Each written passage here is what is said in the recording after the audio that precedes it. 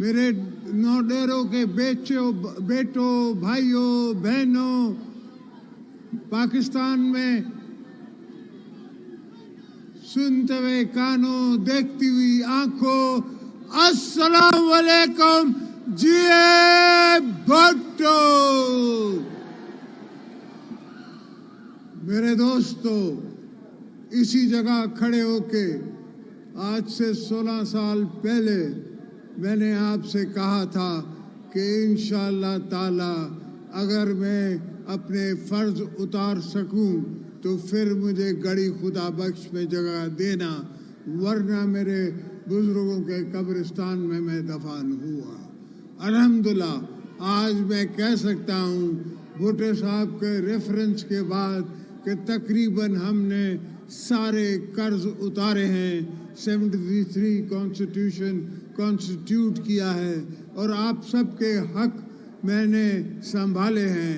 انشاءاللہ آگے بھی آپ کے حق سنبھالتے رہیں گے اور آپ کو قدم بڑھا کے آگے لے کے جائیں گے۔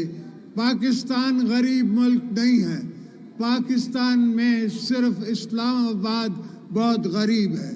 مسئلہ اسلام آباد سے، مسئلہ نہ کوئٹہ سے ہے، نہ حیدرآباد سے ہے، نہ کراچی سے ہے، نہ لاہور سے ہے، نہ پشاور سے ہے۔ مسئلہ اسلام آباد میں بیٹھے ہوئے لوگوں کی سوچ سے ہے۔ ان کی سوچ نہیں جاگتی، ان کی سوچ نہیں جاگتی، سمجھتی نہیں ہے، سنتی نہیں ہے، آنکھیں دیکھتی نہیں ہیں، ان کو نظر نہیں آتا کہ غریب کے ساتھ کیا ہو رہا ہے، ان کو نظر نہیں آ رہا کہ بھوکا کیسے سوتا ہے، ان کو نظر نہیں آتا کہ نہ کپڑے نہیں ہوتے تو اپنے تن پہ بندہ بیٹھ کے اپنے بچوں کے ساتھ کیا کرتا ہے۔ یہ ساری چیزیں سیاستدانوں کو نظر آتی ہیں، اس لیے کہ ہمیں دیکھنی پڑتی ہے۔ ہمیں ہمارے ورکر جو ہیں وہ پکڑتے ہیں اور کہتے ہیں کہ یہ کرو وہ کرو، اور ہم نے ان سے قسمیں کھائی ہوتی ہے، وعدے کیے ہوتے ہیں، اور آج تک دنیا آپ کو یہ نہیں کہہ سکتی کہ آپ کے لیڈر آصف زرداری نے کسی سے زبان کی اور پھر وہ پھر گیا۔ ہم نے کبھی یہ دھندا نہیں کیا، اور ہمیشہ بھٹو صاحب کے مشن کو اور بی بی صاحبہ کی شمع کو جلائے رکھا، ہر جگہ وہ شمع جلائے رکھا۔ ہر پروجیکٹ جو میں نے اناگوریٹ کیا اپنے دور میں، وہ اپنے نام سے نہیں کیا، وہ بی بی صاحبہ کے نام سے کیا، اس لیے کہ ان کی طاقت تھی، ان کی سوچ تھی، ان کے لوگ تھے، ان کے ووٹ تھے جن نے مجھے پریزیڈنٹ بھی بنایا، جن نے آج تک پیپلز پارٹی کو میں سنبھالتا آ رہا ہوں۔ وہ بی بی صاحبہ کی امانت ہے، ان کی امانت کے حساب سے میں سنبھالتا آ رہا ہوں۔ انشاءاللہ جتنے بھی وعدے آپ کے ساتھ بلاول نے کیے ہیں وہ ہم سب پورے کریں گے۔ آپ دوستوں سے درخواست ہے کہ آپ صبر بھی تھوڑا کریں، تھوڑا لحاظ بھی کریں۔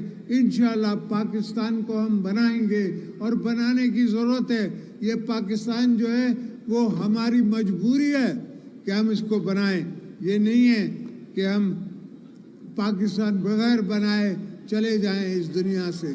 پاکستان کو بنائیں گے تو آنے والی قومیں، آنے والی نسلیں ہمیں یاد رکھیں گی، ورنہ تو بہت آئے بہت چلے گئے۔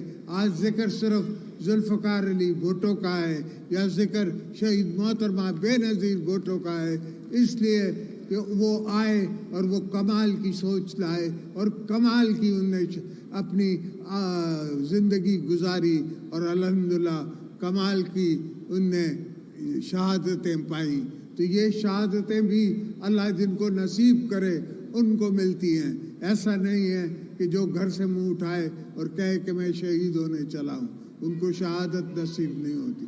شہادت ان کو نصیب ہوتی ہے جن نے انسان ذات کی خدمت کی ہوتی ہے، اور اس کی انسان ذات کی خدمت میں اول درجے پہ بھٹو صاحب تھے، پھر بی بی صاحبہ تھی، اور پھر کہیں تاریخ میں ہمارا بھی نام آئے گا، مگر پہلا تاریخ میں نام بھٹو صاحب کا اور بی بی صاحب کا آئے گا۔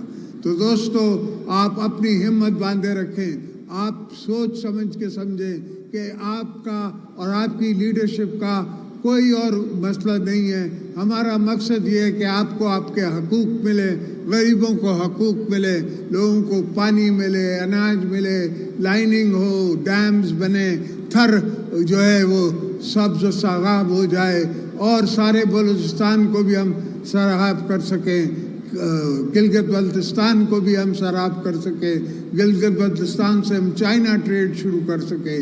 یہ ساری سوچیں ہیں وہ ہمارے مینیفیسٹو میں بھی انشاءاللہ ہوں گی, اور آپ دیکھیں گے کہ ہم اگلی دفعہ یہ سب کام کر کے دکھائیں گے. جے بھٹو.